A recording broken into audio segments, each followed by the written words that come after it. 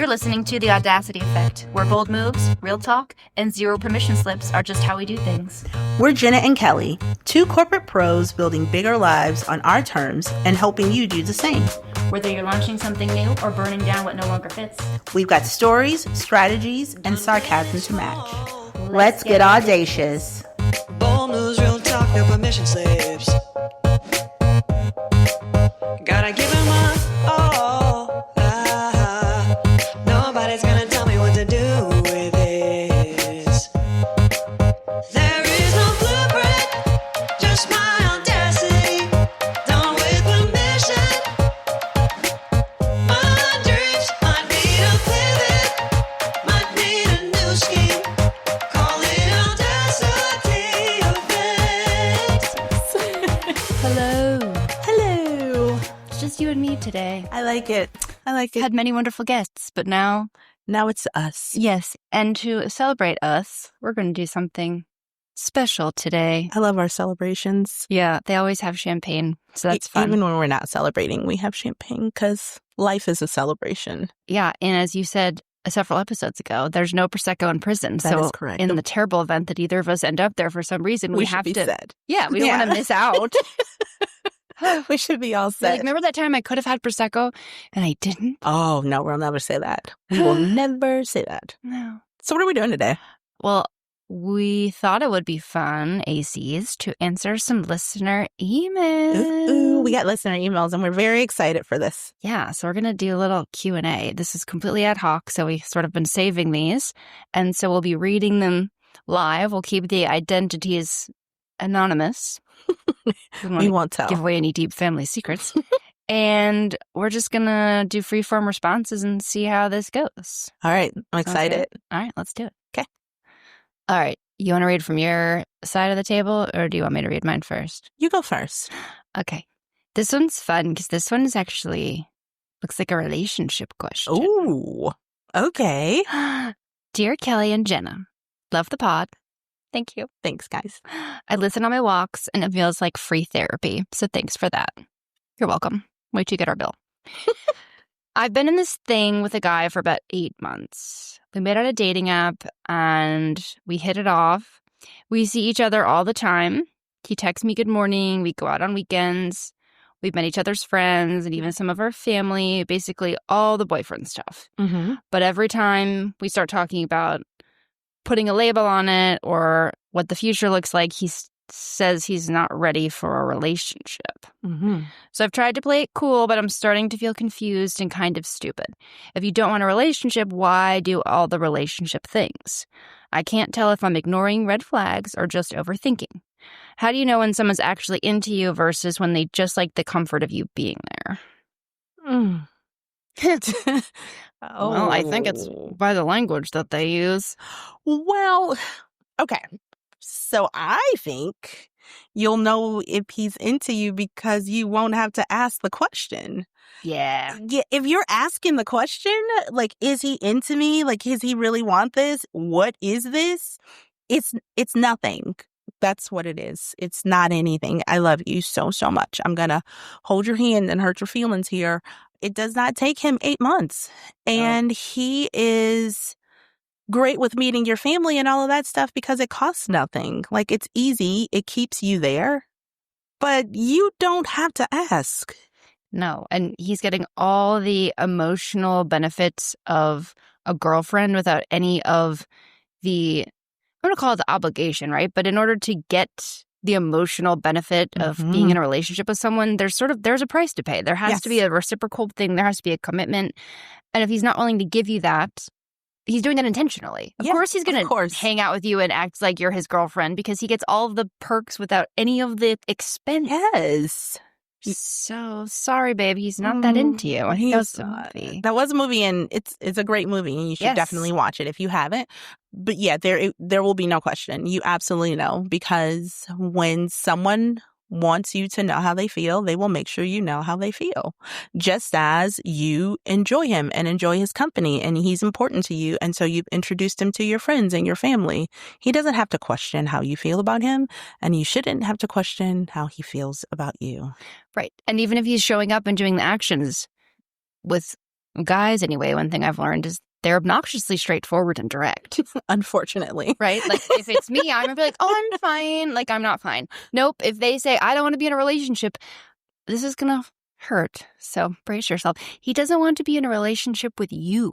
Correct. And he's never going to be. And he's going to play house with you until someone comes along and he actually wants to wife up. And that's not a reflection on you at all. Nope. It's just where he is right now. Or maybe it's just not the most compatible thing for him. But to be fair, he's telling you exactly what he wants. He's telling you he doesn't want to be in a relationship with you. And you're saying, but maybe. Yeah. No, babe. He doesn't want to be in a relationship with you. And so I read something recently, something that read like there is a man does not question who he wants to be with. When he wants to be with someone, he absolutely knows, and they know too. And they don't marry someone when they're supposed to. They marry someone who is right there with them when they are who they think they should be. Like, if he doesn't think he should be there and with you and he's not in a space to be married, it's never going to happen. So bless your heart. Yeah. I think you need to save your heart and your emotions some time and, move on, or treat him as he's treating you while you find someone else. Because right now, Pumpkin, you are an option for him. You are not a priority. Yeah. I can't say it any better than that. I know that's harsh, but it's true. Sorry. Okay. We love you. And you're We great. love you so much. And you deserve someone that's going to pick you right away. Yeah, you're better than this. Yeah. But his name better not be Brad. Oh, my God. Oh, child. Okay. All right. What you got over there? All right. Subject: teaching my daughter to take up space. Ooh. I know. Hi, Kelly and Jenna. I've been listening to the Audacity Effect since the first episode, and the shrinking effect hit me hard. I caught myself nodding along, especially when you talked about women apologizing for taking up space. Here's where I'm struggling. I have a teenage daughter, and I want her to grow up knowing she's allowed to be bold and take up space. But the truth is, I'm still learning how to do that myself. I find myself dimming my own light so I don't seem too much, and I know she sees that. How do I teach her something I'm still figuring it out? And how do I break this pattern so she doesn't inherit it from me? Thank you both for the honesty you bring every week. It feels like we're all figuring it out together. With love, a work in progress. That's sweet. Oh. So what I learned in raising daughters is that sometimes you guys have to do it together. And the teaching her comes into you showing her and being very vulnerable with her that you don't know it. You don't understand it, but you're trying to, and you're trying to make it better. Be an example.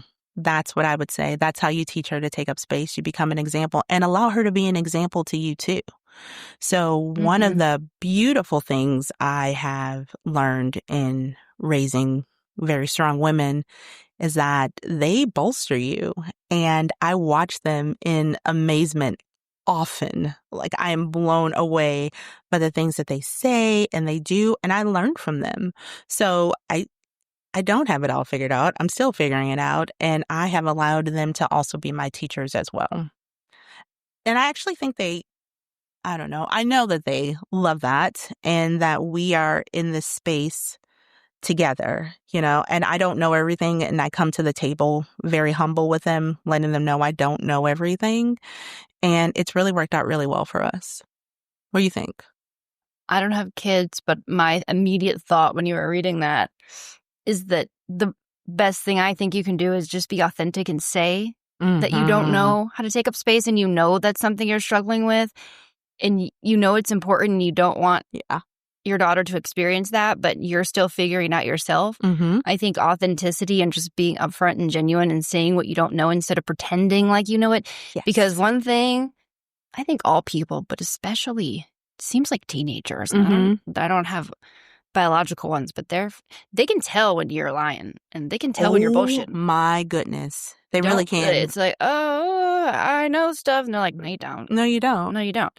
So I think that would be my initial reaction, is just kind of sharing with your daughter things that you struggled with and things where even experiences maybe where you haven't taken up space and that you wish that you would have, and that it's something that you're working on and you want to share that with her. Yeah, that's good, Jenna. I like that. I was actually having a conversation this morning about how I have learned when I've become authentically truthful to exactly where I am and exactly where I've been with my daughters, and I stop hiding behind a facade of what I hoped to be, our relationship changed completely. When I was honest with who I am to them, they became more honest with me. So I'm just saying, like, honesty begets honesty. So tell her the things. And I guess maybe I experience it more, with friends and even at work, right?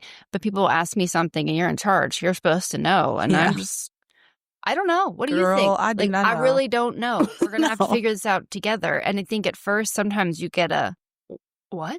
Yeah. But it sort of breaks the seal on the you're in charge, so you're supposed to know everything. And even if they think that you don't know everything, they think that they're supposed to pretend like they believe that you know everything. And I imagine there's some similarity with kids. Maybe not because you have the rebellious teenage time. I mean, but still, that's there. It's just kind of an innate human thing. Like, we sense bullshit. Without question, we sense bullshit. And one of my favorite things is authenticity. I don't care if you're the most well-spoken. I don't care. I can tell right away if someone is authentic or not. And there's a level of respect that comes when someone shows up and says, you know what, I don't know. Yeah. Or I know that I suck at this and I'm working on it. So I'm just letting you know. I like this. Yeah. I think that's applicable for probably your daughter, for you, and just for most people. Yeah. Yeah. All different areas of life. Oh, thanks for writing into us. That was a good one. I really like that. Yeah. Okay, let's see what else we got in here. All right. This is a good one. Dear Jenna and Kelly, I hate my job. Like full body dread every Sunday night, kind of hate. Well, I've been there. No, I've so been there. But the pay is good, the benefits are great, and it keeps my family stable. Every time I hear someone say, follow your passion, I roll my eyes because my passion doesn't pay the mortgage. Is it selling out to stay where I am for security, or is it just being practical? Well, I will say I have been there, and it sucks so bad. Like, it's so bad. It is so bad.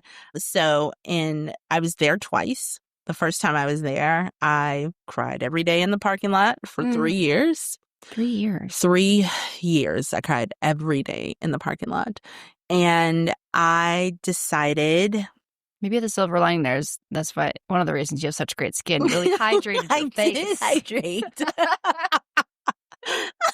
But I decided, like, then I was like, I'm just going to stick it out and stick it out and stick it out until literally, like, the plant closed and I had to leave. But I was just sticking it out because I thought that was a sign. I thought that was the right thing to do. My soul being sucked out, like, just dying inside. So that was what happened the first time. The second time that it happened, I understood that, yep, I have a responsibility to be here, but I also have a responsibility to myself. And so I kept the job while, one, searching for another one. And also, and this is the second part that I think is really important, I started to look at things that brought me joy and doing more of that and incorporating more of that into my life, as opposed to just letting this job, like, kill me from the inside out. And so I let the job be the job. So when I was there, I was at the job. And when I was not at the job. Like, I stopped thinking about it on off hours and doing everything I can. It was a very strenuous job. I did a lot of traveling with that job, but I was able to separate it and compartmentalize it until I was able to find something better. Do you have any examples of ways that you sort of shut off from that job or kind of kept it in a box? That's sort of what I'm hearing you say. Yeah. So a big thing physically is having an office because I work from home. And Close the so door. when I left work, I closed the door. And Mhm. so that was me shutting it off. So that was a big thing. The second thing is I did not accept work calls off hours. I did not check my work emails off hours. I did nothing regarding work off hours. I just refused. I put the kibosh on all of it. And it was difficult at first, especially when you have done those things previously.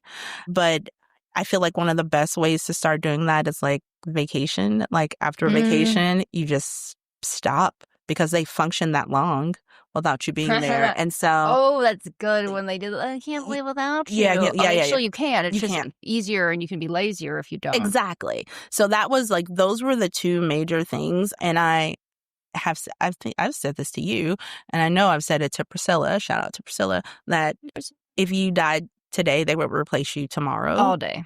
Every single time. Mhm. So, I mean, take care of you. Like, yes, it is important to have a salary. And yes, it's important to have benefits. Also, it is important to, I don't know, live and be happy. So that was the big cutoff compartmentalizing for me. Yeah, no, that's smart. And I don't know if you are in a dual income situation or if it's all you and you have a partner that's, you said family, so I'm assuming there's some other sort of dependence here. But I don't hate my job, but I wasn't feeling passionate and inspired by it. And so doing things like this podcast, doing some other side hustles I'm working on that I do enjoy, that's sort of filled my cup, if you will, and made me feel excited. And strangely, by engaging in those things, and maybe, time might be a limiter, so I get that, but it sort of made me put my own boundaries at the quote unquote real job because like I want to go do this instead. Yes. And it sort of makes you what would be, it's like a light bulb goes off, or it's the aha moment of what you were saying, which is I'm trying to think of how to articulate this. You get so sucked in sometimes, like you're saying, and it's all consuming. Yes. And you sort of have to have something that gives you a little jolt to say, oh, I can keep this in a box, like you were saying. And sometimes in order to remember that, because I've said it myself. Well, I know, but I can't just be done. I have to get such and such and such and such done. Well, there's a lot of such and suches, but and you do. But like the more you don't, you just kind of start with one little thing. Like, I'm going to ask somebody else to do this expense report. I'm going to ask somebody else to send that email. So just start with a little something. Who can you outsource to? Because if you can create a little space for yourself at work, that gives your mind a little more space for creative fun. And then maybe there's something there that gets you excited. And then maybe you decide that you want to keep this job for a while, right? To subsidize your other things or and maybe if you can come up with some sort of creative outlet, you'll feel inspired and what's the word? Fulfilled enough in the rest of your life that this is tolerable. Or maybe it's time to sit down with your partner if you have one, or sit down with yourself or a trusted friend and figure out what your exit strategy looks like. So maybe you can downsize your house. Maybe you can pay, like maybe you can put, so for me, if I feel like there's a light at the end of the tunnel, that also helps. Yes. So if this is making you miserable, what would need to change in your finances and your expenditures in your life so that you could do whatever it is you wanted to do? And maybe it's not even something crazy. Maybe it's just not this job and you need the flexibility to make a little less money. Is it getting a certain amount in your savings account? Is it selling the house that you live in and downsizing to a smaller one so your mortgage payment is less every month? What does that look like?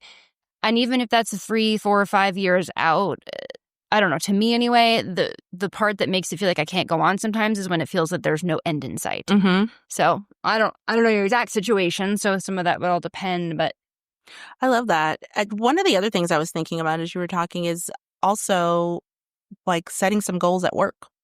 Like even like some extra learning, or maybe getting an additional certification or any of that, because it's preparing you for later. Take a course, take a class, like something just to get you out of that space.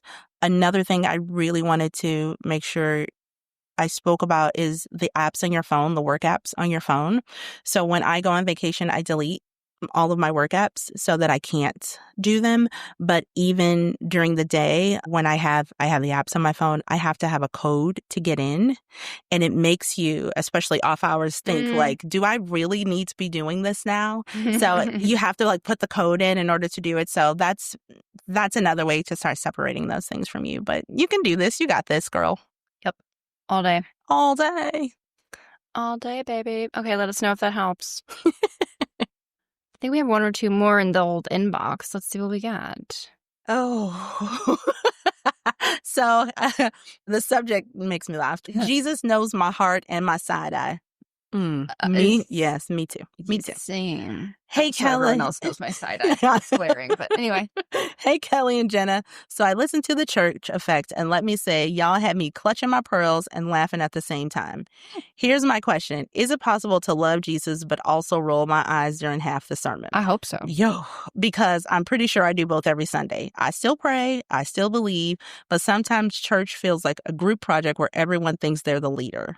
I'm not angry. I'm not angry at faith, just confused by the people who claim to own it. So yeah, can you believe in God, but also skip the organized part and maybe sleep in on Sundays without guilt? Asking for a friend. Okay, it's me. Blessings and brunch. Spiritually curious, but not chronically tired. I like the, yeah, I don't know what you call them, things at the end there. Yes, I like them too. Okay, so actually, that's what I do. I'm just spiritually curious. So Always here to say yes. yes. You So there's a saying, it's like, I love Christ, but I hate Christians. Like, that's kind of how I feel. I love Jesus. I really, really do. I struggle with Christians. And a lot of times I have a empathic spirit. And a lot of times I would sit in church and just feel like everyone around me was just broken and all the broken people were just gathering in one place and hanging out. Ooh, And oh, wait, pause. Yeah. That one needs to sink in. I haven't thought about it. That it's like everyone that no offense, therapist friends, people that become actual licensed counselors or therapists. There's a yep. Maybe y'all need to go to more therapy before you pick your career path. Okay. Yeah. Yes. So it just felt like I was sitting around a group of broken people. And so when and I'm just a little bit on this. So for me, when I think about the life of Jesus, Jesus was not in a building. He was out in the community serving. Getting his 10,000 steps in a day. Yeah, getting his 10,000 steps in. You know, he was out taking care of others and serving others. And so if you guys haven't listened to The Church Effect, it's episodes 1 and 2. We just posted them the last couple of weeks. So we talk about that. But one of the things for me is I wanted to find a place where there was a lot of service in the community. And I had for a while. But I cannot sit in a building, especially in a building where there is poverty around the church, and sit there and happily worship, knowing that I could be doing something outside of it. So yes, I feel strongly that you can love Christ, you can love God, and worship wherever. Church, to me, is a building, and I don't have to subscribe to a building in order to love Christ. Yeah, no, I don't think you do either. I think some people do find community in it. So I think you have to ask yourself, is there a community here? And I think we talked about this on The Church Effect or in one of the other episodes, but maybe do a little self-righteous check too to make sure, because you're there. So you're probably one of the broken people too. So it's easy to look at everybody else and see what's wrong with them and how annoying they are and how self-righteous they are. Just maybe do a little checkity check.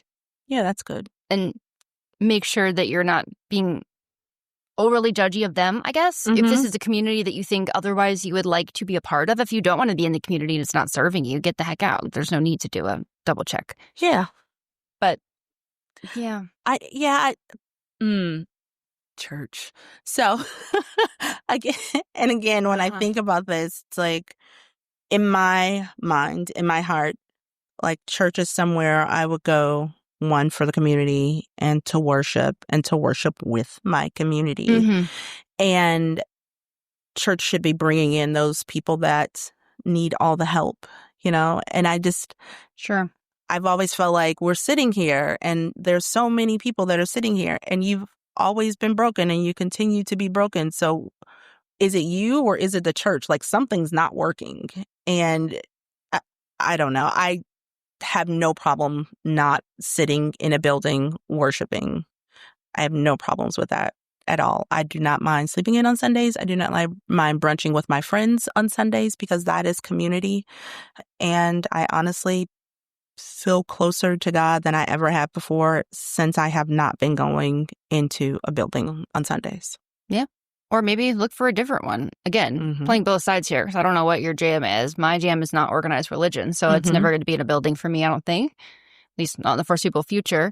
But we were driving somewhere on a last weekend or something. I don't know if it's Buddha or the Dalai Lama or Hindu, something. There's like a little shrine and it's randomly on the side of a road in Virginia Beach. And there's these people out there cleaning around it and putting flowers by it. That's not my jam either, by the way. But it's very much outside. And I don't know what they do, but they seem to have a little community there. Yeah. So if you were drawn to a community that sort of focuses on worship and religion in some way, cool. Maybe you're just not in the right church, or maybe church isn't for you and you find that community elsewhere. So, yeah, I don't know. I mean, you could go throw flower petals at the statue thing. That's a thing. I like to sit at the beach. That's church for me. So yeah, the barn is church for me. Yeah. Usually. Sometimes it's also hell. But it's heaven and hell. Depends on what my vet bill was that week. Yeah. Oh, babies. Okay, so spiritually curious but chronically tired. Thanks for that. And I hope you find what you need. Yeah, and if you're not sleeping good at night and that's part of why you're tired, try magnesium. It's a game changer. But you got to get the multi-fat, like the tri-magnesium, because you can get, there's like multiple types of magnesium. There's so many different kinds of magnesium. There's one called Trimag. All of them. You need the complex, like the full trifecta. What? Yeah, just learned this. Okay, you didn't share this with me? I haven't seen you since I've learned now. it. Yeah, right now. I just got the thing of capsules, so I'm going to start taking them, and I'm told they're going to help me sleep. Okay, we'll report back. Yep, I'll let you know. Okay. Tired? Yep. All right, later. What else we got? Let's see. Oh, this one's fun. Not really, but yes. Dear Jenna and Kelly, love the pod. Y'all make me laugh out loud in my car like a psycho. Aw. Question. How do we tell the difference between self-care and just plain impulsive spending? Because my brain said you worked hard this week, and suddenly I walk up into Sephora like I'm a trust fund baby.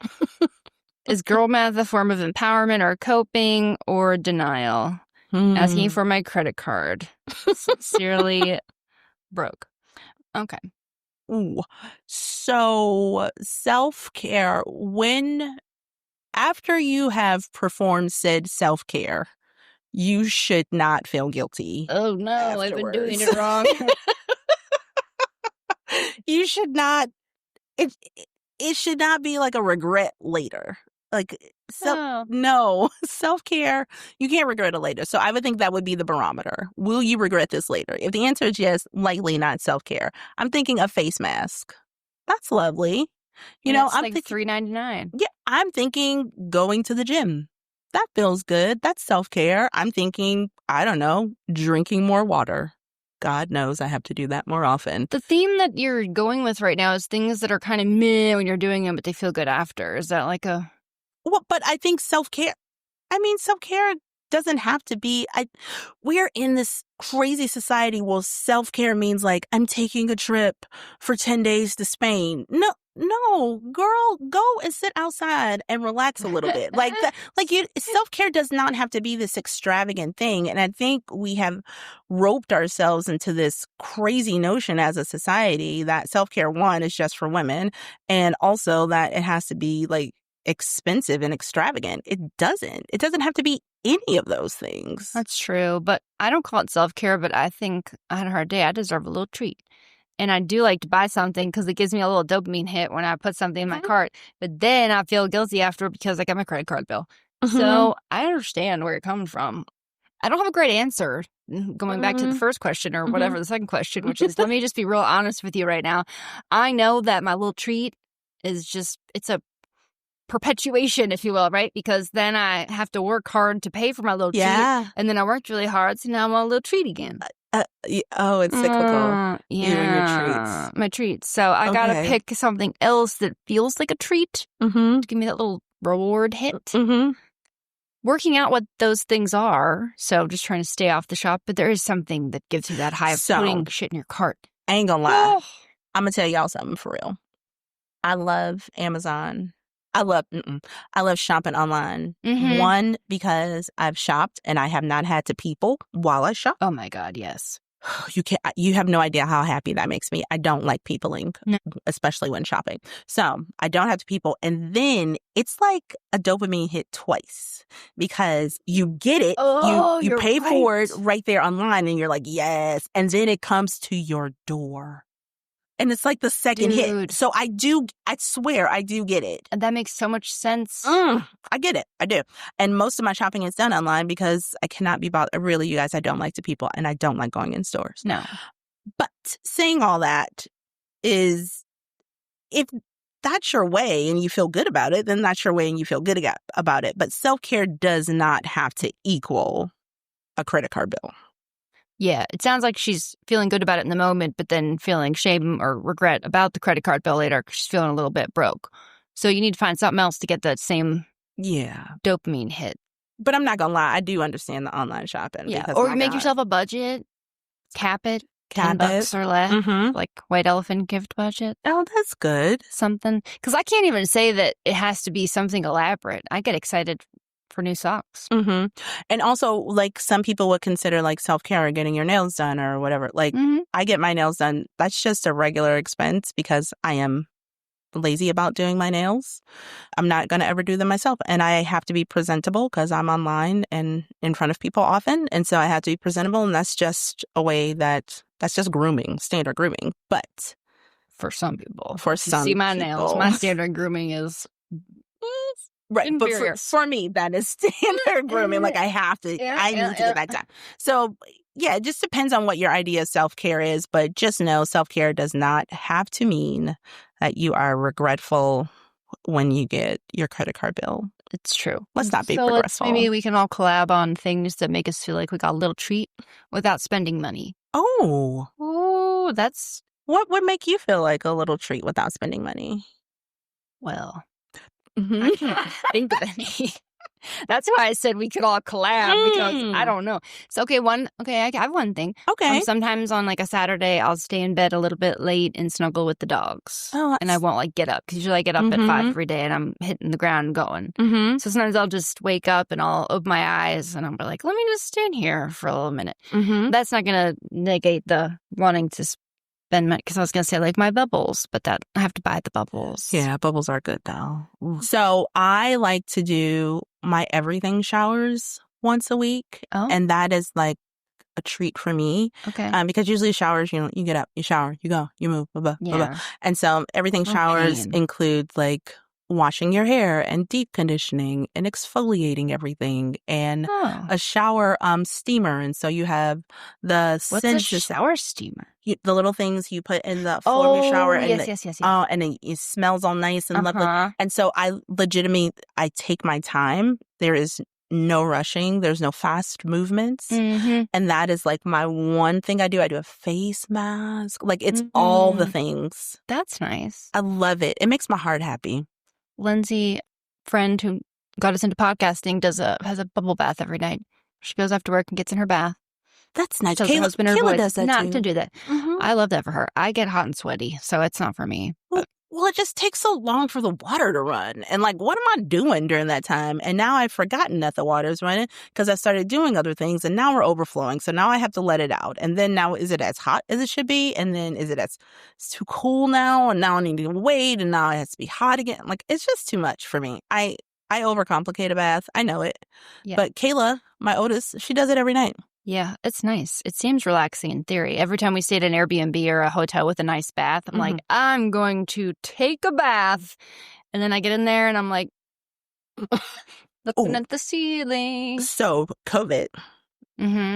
So, in my other house, I used that I used to live in, I have there was a ginormous bathtub in the bathroom. And I never had time for it because it takes forever to fill up. Sure. So You COVID. want it for a long time. Oh my God. So COVID, I would get in the bath every night. Okay, every night. And watch Ozark. I was just going to say, if you put a TV in there, I could probably sit there. That was the only way I could sit in the bathtub. And so I came, and that's what I watched the entire series. Okay.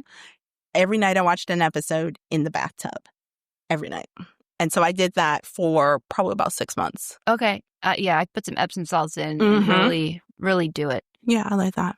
Sometimes I need the bubbles, though, because, full disclosure, sometimes I get distracted if you're feeling large and in charge that day and you get in and then everything's just floating. Oh, yeah, I don't really want to. This is not relaxing for me. But yes, I understand.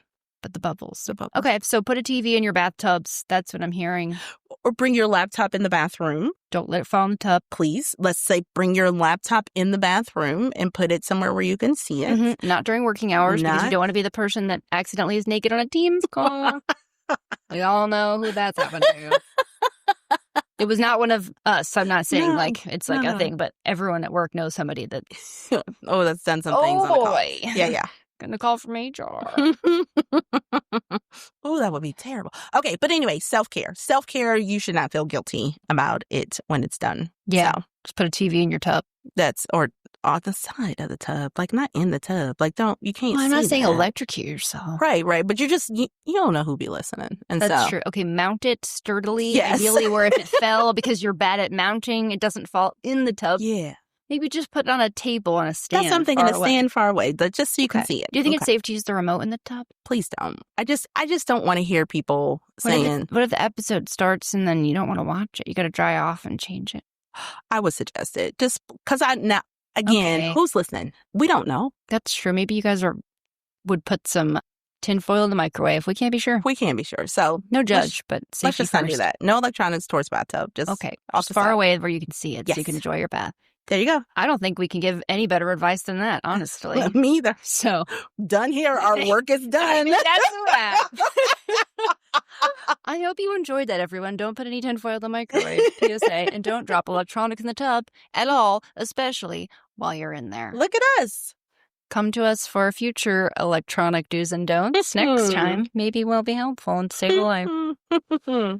Okay. All right. Want to do another question? Or let's do one more. Okay. Let's see. I don't know if we can top tub advice, but I don't either. We can try. Okay. Hey, Kelly and Jenna. I just finished The Identity Effect and can't stop thinking about something you said about who we are when all the titles roll away. Oh, I'm sorry. So you guys, I am terrible at reading online, like off the spot. So I'm going to start that over. Hey, Kelly and Jenna, I just finished The Identity Effect and I can't stop thinking about something you said about who we are when all the titles and roles fall away. Here's the thing. I miss old versions of myself. The spontaneous one, the one who didn't double check every decision, the one who laughed more even when life wasn't easy. But now I'm older, with more responsibility and more awareness, and sometimes I feel guilty for missing the old me, like it means I'm not grateful for the woman I've become. Is it okay to miss the person I used to be, even when I love the parts of who I am now? Thanks for making space for conversations like this. You two make it feel safe to ask the questions we don't always say out loud. Oh, this one's timely for me. Okay. I was just driving over here talking to a friend who's younger than me, and she was going to a Halloween party. Not right now, but planning on one. And I'm like, I was like, is it at a bar? She's like, yeah. I'm like a bar where we're wearing slutty Halloween outfits. Because I'm at the level where I want to wear like a Wayne's World costume and look like Wayne. Just like picture me with a hat. I could do it. But they're still in the like sexy outfit phase where they're out at bars and people are overlit. And I don't want to do that at all. I was like, oh, I love you so much. It's going to be really fun for you. Call me if the Uber can't get you. But then I thought, oh, you're so boring now. I was never, okay, that's not even true. I was never truly not that boring. I think I was boring like an old lady. But as I sat there in the car with my right hamstring hurting, because apparently this is 37. Bless your heart. Spontaneous injury, folks. It's not fun. I love mentally where I am now, but I miss my younger body that I could just not warm up before a workout. And I felt age appropriate enough to put on a slightly slutty little outfit and go to a Halloween party because it was cute. And I don't want to do those things now, but I kind of want to, but I don't. I don't know. Does that make any sense? Yeah, it does make sense. I think a lot of people miss old versions of themselves. I don't think that's bad to miss old versions of yourself. I don't think it's bad to revisit old versions of yourself. I can't think of any. I should read. Maybe. Not the hair. Maybe the skin that I did appreciate, but that's it. I don't know. Like when you said that, thinking about going to the bars in a very short Halloween costume, that sounds like so much fun. I remember when I used to do that. The thought of going out at after 10 p.m. Oh, no. I didn't even get there. What? Makes me want to weep in the corner. And so I'm not doing it. Do I miss old versions of myself? Yes. I miss the part of me that was very naive to like a lot of the heartache. I miss that part of me. The forever hopeful optimist. Not that I'm not optimistic now, but I miss that. It was very innocent. Yep. And naive. That's what I want to say. The naive version of myself. So I miss that sometimes, but I'm so very thankful that I'm not there anymore. Yeah. For a lot of reasons. But I think it's natural, and I think it's bullshit for people to say they don't miss old versions of themselves. Of course you do. Of course you do. Sure. Yeah. I think you're fine. I think you're fine missing old versions of yourself. Yeah, I think if there's something that has become a problem, like you said, you mentioned overthinking. Well, has it become an analysis paralysis issue? Maybe that's something that you need to work through. Like, why do you think did you not think about anything before? Because, not putting anything on you here, but maybe you were like a wild drunk party girl and you didn't give a crap about anything. And so now you're being responsible. So it feels aggressive that you're now overthinking every decision, but maybe you were not thinking about any decision before. So where's that coming from? So I don't think you have to sit in the space that you're in if something about you feels icky or meh. But yeah, two things can be true at the same time. That's it. Two things can be true at the same time. Because I do appreciate where I am right now. And emotionally, I would never want to go back emotionally. No, but I it's do. been a journey. Yeah, but I do miss the naive part of me. Yeah. I really do miss that. So yeah, I don't think anything is wrong with that. That was a good question though. I like it. And don't look at old pictures of yourself in the tub because you might drop your phone and electrocute yourself. Please don't. Can we call this one the electrocution effect? Yes, the electrocution effect. This is Okay. it. This is what we are now. You might create a Frankenstein. Like, you can't be sure. Oh, yeah. That's true. What would your Frankenstein do? Mine? I don't know. It would probably clean. It would clean and bake yummy things. Yep. We're like, yes. more brownies. And I you're just like, made apple crumble. no, we have so many brownies. And he'd be like, I don't care, more brownies. Yes. Oh, yeah, my Frankenstein Maybe we should have Kelly have her phone in the tub. This sounds nice. What would your Frankenstein be? Oh, boy. It would probably be collecting dogs. Yeah. It would have applications in all the dog shelters, and it would come home and I'd be like, we don't have any more room, Frank and Jenna. It's like, we need the dog. It is sad. We will keep it. I will walk it. And I'd be like, you won't. You'll get angry because there'll be 27 dogs at your house and you're already overwhelmed. Yeah. It will be fine. Oh, yeah. I could see that. I think that's what mine would do. Anywho, yes. Okay. I like it. Revisit, and you can mourn old things, the old you. Some of the just things. don't be weird about it where you constantly are talking about, when I was 19, I had the ass of a, I don't know. Just don't be, there's a line. Don't be so overly, like, focus on what is better now. What do you appreciate about yourself now? I think it's always, so when you were young, maybe you did appreciate that you had a really tight lifted butt. You didn't even have to go to the gym. I hate you. That's you. I've always had to go to the gym. But now, okay, maybe we've got a little more skincare that's required, but like you were saying, that where I am mentally and emotionally, I wouldn't change that for anything. I was, woohoo, I don't want to go back there.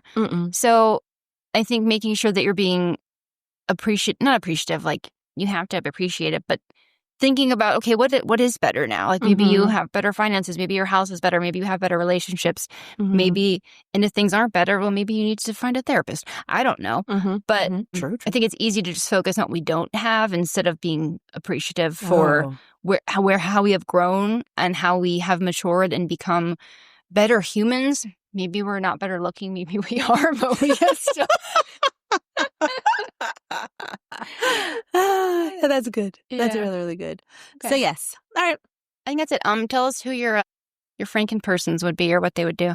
Oh, that'd be good. It's a good prompt, right? I like it. Okay. Well, you're going to have to wait for more anti-electrocution advice till next time. I know you'll be quaking in your seats. There was a pun there. There was something like sizzling in your seat. I don't know. I lost it. I was thinking about fire ants in your pants the other day and laughed.